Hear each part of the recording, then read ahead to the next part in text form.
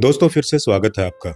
अगर मैं आपसे कहूं, इस ब्रह्मांड में सबसे पहले कोई तारा नहीं बना, कोई ग्रह नहीं बना, बल्कि एक आवाज पैदा हुई।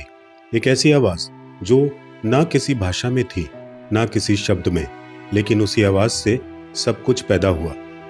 ओम। हजारों साल से ऋषि, योगी और साधक इसी एक ध्वनि को दोहराते आए हैं। क्यों?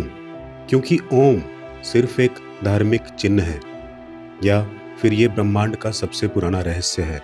आज हम इसी रहस्य की परतें खोलेंगे। ओम कोई सामान्य शब्द नहीं है। इसे कहा गया है नाद ब्रह्म, यानी ध्वनि ही ब्रह्म है। भारतीय शास्त्रों के अनुसार सृष्टि की शुरुआत एक कंपन से हुई और उसी कंपन को ओम कहा गया। ओम 3 ध्वनियों से बना है, अ, उ, म। अ मतलब जागृत अवस्था, ओम स्वप्न अवस्था, म गहरी नींद। और इनके बाद जो मौन आता है वो चौथी अवस्था है, तुरीय। मतलब ओम आपके पूरे अस्तित्व का नक्शा है। अब बात करते हैं साइंस की।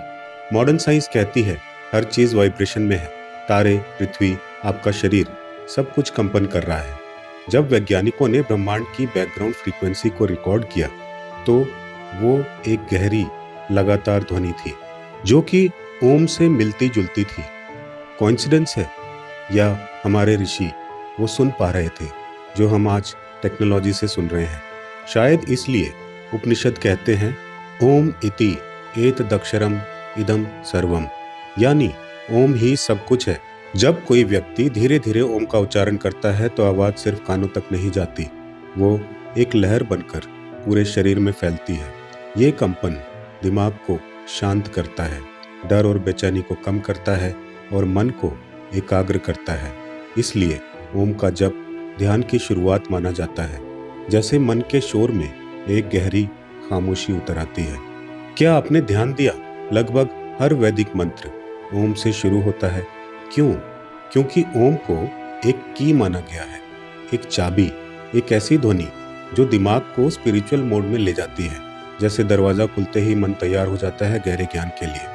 अब वो बात जो बहुत कम लोग समझते हैं, जब आप गहरी नींद में होते हैं, जहाँ ना सपना होता है ना विचार, वो अवस्था शांति से भरी होती है। उसी अवस्था का प्रतीक है ओम के बाद का मौन। मतलब ओम खुद में अंत नहीं है, उसके बाद की खामोशी सबसे बड़ा रहस्य है। तो अगली बार जब आप ओम का उच्चारण करें तो सिर्फ शब्द मत बोलिए, उस कंपन को महसूस कीजिए। शायद वो आपको याद दिला रहा हो कि आप सिर्फ शरीर नहीं हैं, आप भी उसी ध्वनि का हिस्सा हैं जिससे ब्रह्मांड बना है। क्योंकि ओम शुरुआत भी है और अंत भी।